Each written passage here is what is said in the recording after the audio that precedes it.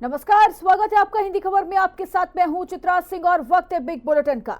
उत्तराखंड में नगर निकाय चुनाव के लिए मतगणना केंद्रों पर काउंटिंग चल रही है। निकाय चुनाव में प्रतिष्ठा का सवाल बने 11 नगर निगमों के मेयर चुनाव में 9 सीटों पर बीजेपी आगे चल रही है, तो वहीं 2 सीटों पर कांग्रेस आगे है। नगर पालिकाओं व नगर पंचायतों में मुकाबला टक्कर का है, कहीं बीजेपी तो कहीं कांग्रेस आगे है। निर्दलियों से भी दोनों दलों को मुकाबले का सामना करना पड़ रहा है। मतपत्रों की गिनती में निकाय चुनाव का परिणाम देर शाम तक आने की उम्मीद है। मतगणना के बीच बीजेपी कांग्रेस दोनों अपने पक्ष में परिणाम आने के दावे कर रही हैं। नहीं, शानदार नतीजे आएंगे, अच्छे नतीजे आएंगे और ट्रिपल इंजन की सरकार बनेगी। देखिए, निश्चित रूप से जनता के बीच में नगर निकायों को लेकर बड़ा भारी भाजपा सरकार के विरुद्ध आक्रोश था और वो आक्रोश हमें हर वार्ड में, हर जिले में, हर शहर में, हर नगर में दिखा है और हमें उम्मीद है कि कांग्रेस का प्रदर्शन निश्चित रूप से बेहतर होगा और बहुत से स्थानों पर हम फिलहाल आगे चल रहे हैं। और अब ग्राफिक्स के जरिए आपको जानकारी दे देते हैं कि आखिर कहां पर किसकी जीत हुई है, कितने वोटों से जीत हुई है। तो देखिए, देहरादून की अगर बात करें तो सौरभ थपलियाल जो कि बीजेपी के प्रत्याशी रहे 8,500 वोट से आगे चल रहे हैं। ऋषिकेश से शंभू पासवान जो कि बीजेपी के उम्मीदवार रहे वो 2,840 वोट से आगे हैं। हरिद्वार से किरण जैसल बीजेपी उम्मीदवार 5,400 वोट से आगे हैं। तो रुड़की से अनीता देवी अग्रवाल जो कि बीजेपी की उम्मीदवार हैं 1,296 वोट से आगे हैं। और वहीं कोटद्वार से शैलेंद्र रावत बीजेपी उम्मीदवार 3,000 वोट से आगे हैं। हल्द्वानी गजराज बिष्ट बीजेपी उम्मीदवार 1,167 वोट से आगे हैं। तो रुद्रपुर से भी विकास शर्मा बीजेपी उम्मीदवार 2,100 वोट से आगे चल रहे हैं। तो काशीपुर दीपक बाली बीजेपी उम्मीदवार 2,000 वोट से आगे हैं। और अल्मोड़ा अजय वर्मा बीजेपी उम्मीदवार 803 वोट से आगे हैं। तो श्रीनगर से मीना रावत कांग्रेस प्रत्याशी 650 वोट से आगे हैं। और पिथौरागढ़ से भी अंजू लुठी जो कि कांग्रेस की प्रत्याशी हैं 237 वोट से आगे हैं। तो यानी देखिए, तकरीबन 2 सीटों में 2 नगर निगम में कांग्रेस जो है वो आगे चल रही है और बाकी 9 जगहों पे बीजेपी आगे चल रही है। लेकिन कहा जा रहा है कि नगर पालिका, नगर पंचायतों की अगर बात की जाए तो लगातार बीजेपी और कांग्रेस में कांटे की टक्कर जो है वो देखते बन रही है। लेकिन जीत किसकी होगी, सीटें सबसे ज्यादा किसको मिलती हैं, ये बड़ा सवाल है। हालांकि अभी भी मतगणना केंद्रों पर जो है वो काउंटिंग चल रही है और कहा जा रहा है कि देर शाम तक जो रिजल्ट है, जो परिणाम है निकाय चुनाव का, वो घोषित हो जाएगा, वो भी क्लियर हो जाएगा। लेकिन लगातार बीजेपी और कांग्रेस अभी भी बड़े बड़े दावे कर रही है और कहा जा रहा है कि जीत जो है वो बीजेपी की होगी। तो कांग्रेस लगातार ये चीज कह रही है कि जीत कांग्रेस पार्टी की होगी। लेकिन तैयारी जिस तरीके से की गई थी उस हिसाब से दावे भी किए जा रहे हैं, लेकिन दावों में कितनी सच्चाई है ये आने वाले वक्त में क्लियर हो जाएगा। हमारे साथ अभी कमलेश रमन जुड़ी हुई हैं, प्रदेश प्रवक्ता है बीजेपी पार्टी की। नरेंद्र सेठी जी जुड़े हुए हैं, वरिष्ठ पत्रकार हैं। लेकिन सबसे पहले शुरुआत कमलेश रमन जी आपके साथ करूंगी, क्योंकि अभी तक पिक्चर आधी ही क्लियर हुई है, पूरी क्लियर नहीं हो पाई है। लेकिन लगातार दावे अभी भी किए जा रहे हैं कि ट्रिपल इंजन की सरकार उत्तराखंड में बनने जा रही है, लेकिन देखा जाए तो कांटे की टक्कर भी नजर आ रही है। बिल्कुल बिल्कुल, देखिए प्रदेश की प्रबुद्ध जनता है और बहुत ही सोच समझकर वोटिंग करती है और हमें पूरा भरोसा है, जिस तरीके से अभी आपने भी दिखाया कि 9 नगर निगमों में हमारी बढ़त चल रही है, भारतीय जनता पार्टी उसमें बढ़त लिए हुए है और अच्छी खासी, और देहरादून में भी हमने ठीक ठाक बढ़त ले रखी है तमाम जगहों पर। तो मुझे लगता है कि प्रदेश की जनता बहुत ही अनुभवी है और वो बहुत अच्छी तरीके से जानती है कि कहाँ पर हमें वोट करना है और बहुत सोच समझ के वोट डालती है। और हमें पूरा भरोसा है कि इस वक्त नगर निगमों में भारतीय जनता पार्टी का परचम लहराएगा और मिनी सरकार, जो ट्रिपल इंजन की सरकार बननी है, वो भारतीय जनता पार्टी की बनेगी। क्योंकि जनता का जिस प्रकार से रुझान भारतीय जनता पार्टी के किए गए कार्यों पर था, जिस प्रकार से हमारे कैंडिडेटों को, हमारे प्रत्याशियों को लोगों का आशीर्वाद प्राप्त था, महिलाओं का आशीर्वाद, युवाओं का साथ और बुजुर्गों को साथ लेकर के चलने का जो काम भारतीय जनता पार्टी ने किया, मुझे लगता है कि बहुत ही बेहतर प्रदर्शन है। लेकिन उसके बावजूद भी अभी मैं देख रही थी कि बहुत सारी जगह से, कहीं-कहीं से थोड़ा निर्दलीय भी बहुत निकल कर के आए हैं। तो मुझे लगता है कि ये हम लोगों को समझने की आवश्यकता है और उस पे चिंतन और मंथन करने की भी आवश्यकता है हम लोगों को, कि हम किस तरीके से निर्दलियों को की ओर भी देखें कि वो कहाँ और कैसे किस प्रकार से, क्योंकि ये स्थानीय चुनाव है, ये हमारा जो व्यक्तिगत चुनाव होता है, जो हमारे दुख सुख में खड़ा होता है, जो हमारी तकलीफों में खड़ा होता है, ये उसका चुनाव है। हमारा जो सिंबल है, पार्टी का जो सिंबल है, वो हमारा मेयर है या पार्षद है या नगर पालिका, नगर पंचायत, जो सिंबल है हमारा 50% हमारा सिंबल काम करता है और 50% हमारा जो व्यवहार है, जो हमारा खुद का लोगों के बीच में हमारे कितने काम है या हमने लोगों के पास कितना अपना समय बिताया उस पर निर्भर करता है। तो हमें पूरा भरोसा है जिस प्रकार से भारतीय जनता पार्टी का एक-एक कार्यकर्ता लोगों के बीच में गया और सरकार की जो योजनाएं थी उनको पहुंचाने का काम किया और जो ऐतिहासिक निर्णय पुष्कर सिंह धामी जी ने लिए हैं, कोई भी निर्णय ऐसा नहीं है जो गलत हो, जो पब्लिक को, जनता को गलत लगता हो। तो मातृशक्ति का भरपूर जो है सहयोग मिला है भारतीय जनता पार्टी को, युवाओं का साथ मिला है और जितने भी हमारे तमाम वर्ग थे सभी ने मिलकर के भारतीय जनता पार्टी को जिस प्रकार से हमें बढ़त मिल रही है और क्योंकि अभी हमारा रिजल्ट आया नहीं है, अभी तो बहुत कम जो है काउंटिंग हुई है, अभी रात तक आधी रात तक हमें पता चलेगा क्लियरिटी की कहाँ पर। तो मुझे लगता है कि हमारा परचम लहराएगा, ये मिनी नगर निगम जो बनेगा हमारा, मिनी सरकार, छोटी सरकार जो बनेगी, जो वार्डों में क्षेत्रों में काम करती है, वो भारतीय जनता पार्टी की बनेगी। ठीक है, दावे किए जा रहे हैं, यानी अगर देखा जाए तो बीजेपी और कांग्रेस पूरी तरीके से कॉन्फिडेंस जरूर है कि देखिए सरकार तो हमारी ही बनेगी नगर निकाय में अगर बात की जाए। लेकिन नरेंद्र सेठी जी, अब तक की जो तस्वीरें आ रही हैं लगातार अलग अलग जगहों से, उसे देखकर आप क्या भाव पा रहे हैं? क्योंकि तैयारियां कांग्रेस और बीजेपी ने दोनों ने बढ़ चढ़ कर की थी। ऐसा क्या हुआ कि 9 सीटों पर बीजेपी आगे, 2 सीटों पर कांग्रेस आगे? हालांकि नगर पालिका पंचायत में जो है वो कांटे की टक्कर है। मेरी बात का कुछ अंश कमलेश ने कह दिया है और बहुत अच्छी बात रखी उन्होंने कि 50% असर पड़ता है सिंबल का जो मत प्रत्याशी को दिया जाता है। लेकिन मैं ये मानता हूं कि 90% फर्क पड़ता है सिंबल का, इसका प्रत्याशी के चेहरे का, क्योंकि जो बड़ी संख्या में निर्दलीय चुनकर आए हैं, ये एक स्पष्ट संदेश है यहाँ के पूरी जनता के लिए, यहाँ के पूरे वोटर्स के लिए। जो 30 लाख मतदाताओं ने भाग लिया और उसमें से 65% मतदाताओं ने भाग लिया।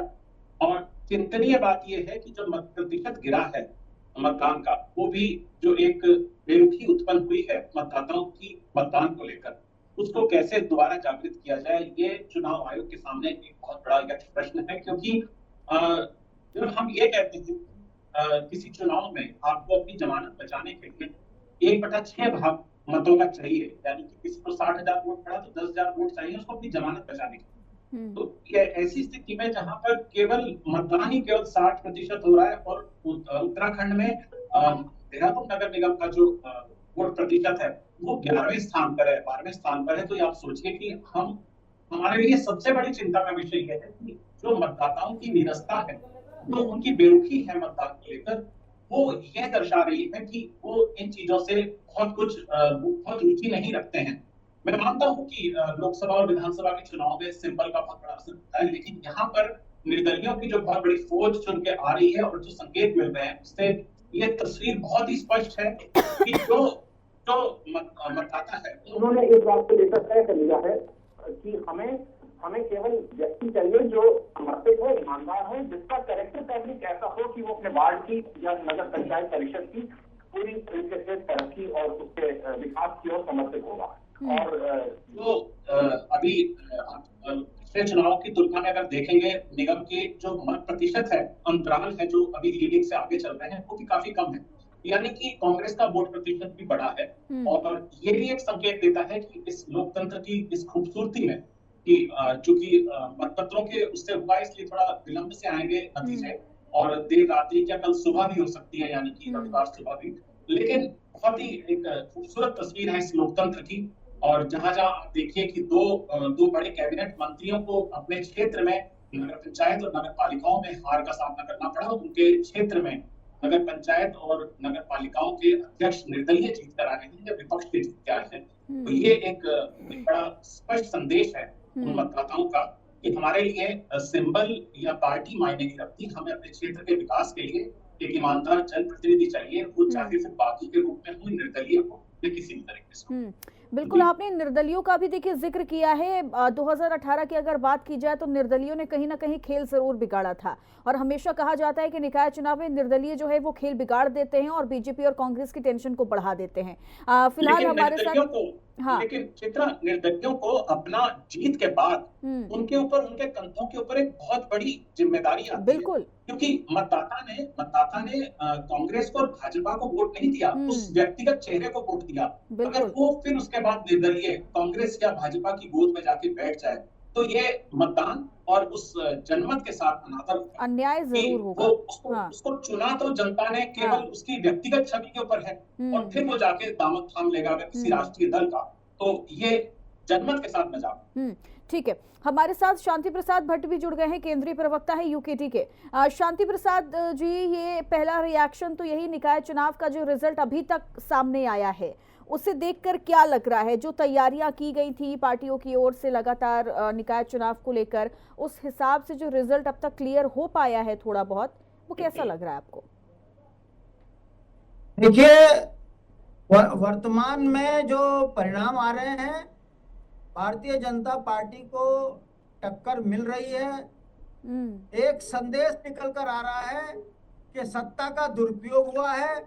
भारतीय जनता पार्टी ने जितना सत्ता का उपयोग करना था किया, उसके बावजूद भी कई जगहों पर निर्दलीय जीत कर आए हैं। इससे एक संदेश गया है कि भारतीय जनता पार्टी के खिलाफ जनता में आक्रोश है। अभी पूरे परिणाम आने बाकी हैं। कई जगहों पर भारतीय जनता पार्टी जो है हार की कगार पर है, निर्दलीय जीत कर आए हैं।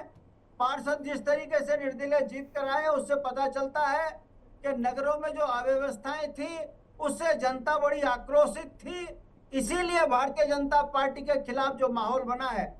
जहां तक रही नगर निगमों में, तो भारतीय जनता पार्टी ने अपनी सत्ता का दुरुपयोग किया है।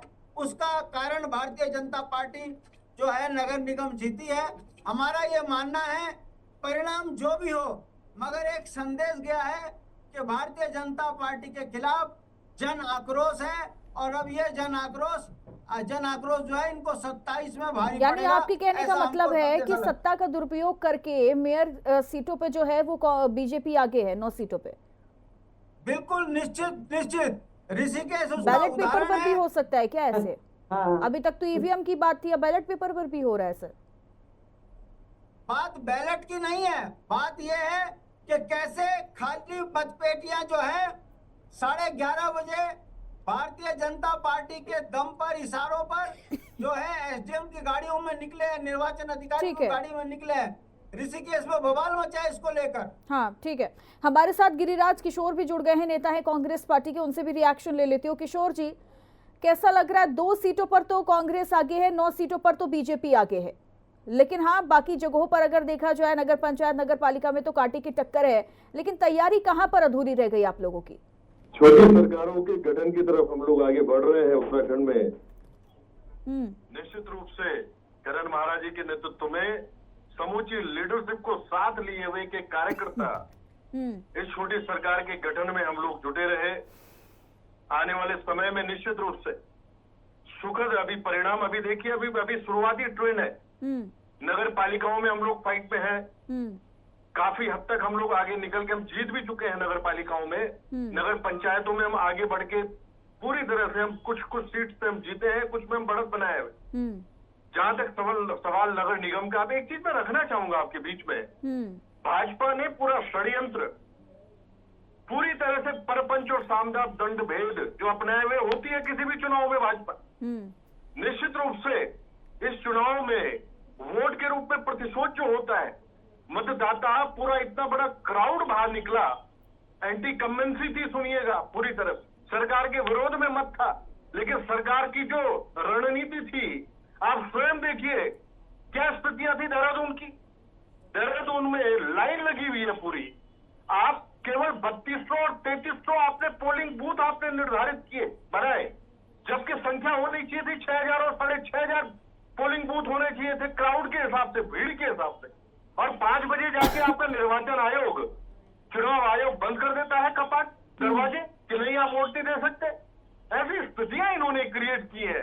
आप स्वयं सोचिए, प्रदेश के मुखिया धाकड़ धामी अगर सार्वजनिक सभा में जाके बोले कि भाई कांग्रेस पार्टी मुगलिया सोच रखती है, अरे भाई कांग्रेस पार्टी की जो आइडियोलॉजी है निश्चित रूप से वो जोड़ने की आइडियोलॉजी, हम लोग जो है भारत को जोड़ना जानते हैं, सेकुलरिज्म की राजनीति करते हैं, आप लोग नफरत की राजनीति करते हैं।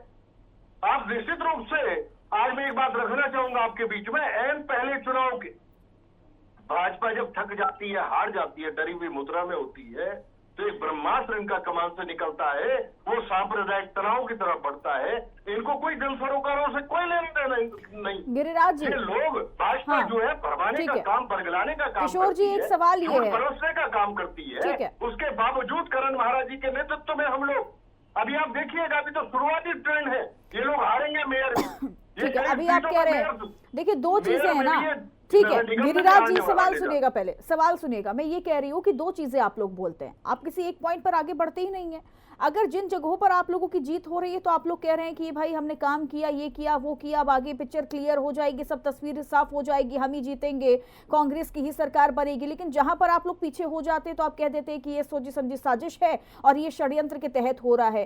तो ये एक दो जगहों पर कैसे हो सकता है? अगर षड्यंत्र रचा जाएगा तो मुझे लगता है कि पूरी की पूरी सीटों पर रचा जाएगा ना, चाहे वो नगर निगम हो, नगर पालिका और नगर पंचायत हो।